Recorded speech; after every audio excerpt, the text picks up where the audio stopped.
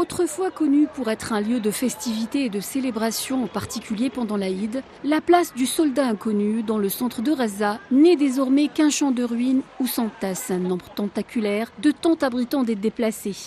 Nostalgiques, les petits Razaouis se rappellent en cette veille de fête de l'Aïd de la joie qu'ils ressentaient en arborant fièrement leurs vêtements tout neufs, leurs nouveaux jouets et du bonheur qu'ils ressentaient à jouer sur cette place mythique de Raza avant que le génocide sioniste ne vienne tout détruire.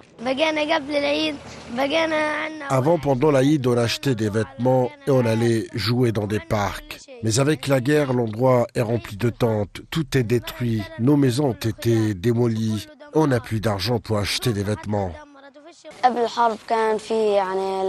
Avant la guerre, l'Aïd était une fête magnifique et joyeuse. Nous allions jouer sur la place du soldat inconnu. Mais maintenant, il n'y a plus d'Aïd du tout. Tout l'endroit est rempli de tentes et de ruines, ce qui nous empêche de profiter de l'Aïd. Chez les adultes, le sentiment n'est guère différent. Dans les allées du marché de Raza, les cœurs sont serrés. Habitués à préparer la fête de l'Aïd, dans un climat festif et joyeux, les Razaouis sont confrontés à la dure réalité du génocide et de ses conséquences directes sur leur vie, leur pouvoir d'achat et leur morale. Sans maison, sans argent et sans leurs proches tués dans des bombardements sionistes, plus rien n'a de sens. Il y a 2 ans, des jours comme celui-ci étaient des jours de joie. Nous préparions l'Aïd en achetant des vêtements et en préparant des pâtisseries traditionnelles. Nous avions une maison et une vie complètement différente de celle que nous vivons aujourd'hui.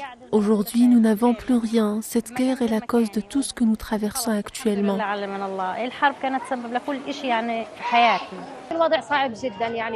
La situation est très difficile. Nous n'avons même pas d'argent pour acheter des vêtements. L'ambiance de l'Aïd est très difficile, car la plupart de mes proches, mes oncles et mes frères ont tous été tués.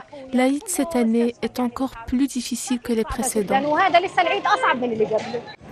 En plein génocide, sous des tentes de fortune, complètement démunis, les Razaouis refusent de courber les chines. Malgré l'effusion de sang, la mort et les larmes, ils mettent un point d'honneur à continuer à célébrer la vie. Raza célébrera l'Aïd envers et contre tout.